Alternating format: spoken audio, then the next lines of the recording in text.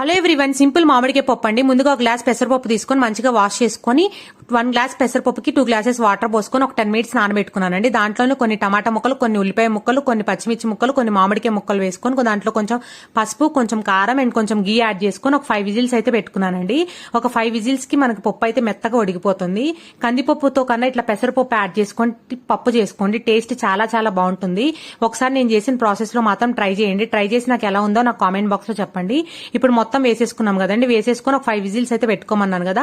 5 whistles వచ్చిన తర్వాత తీసేసుకొని ఇప్పుడు ఆవిరిపోయిన తర్వాత దాంట్లోనే కొంచెం సాల్ట్ అడ్జస్ట్ చేసుకొని బాగా స్మాష్ చేసుకోవాలి. స్మాష్ చేసుకున్న తర్వాత మళ్ళీ స్టవ్ ఆన్ చేసుకొని ప్యాన్ పెట్టుకొని 1 స్పూన్ ఆయిల్ యాడ్ చేసుకొని దాంట్లో పోపు దినుసులు, ఎండుమిర్చి వేసుకొని కొంచెం వెల్లుల్లి దంచి వేసుకోండి, టేస్ట్ బాగుంటుంది. దాంట్లోనే కొంచెం కరివేపాకు, కొంచెం కొత్తిమీర యాడ్ చేసుకొని మంచిగా ఫ్రై అయిన తర్వాత ఉడకబెట్టుకున్న పప్పు దాంట్లో వేసుకొని కొంచెం ఉడకబెట్టుకోవాలండి. కొంచెం హోల్స్ లాగా వస్తుంది, అప్పుడు మనకి పప్పు ఉడికిపోతుంది.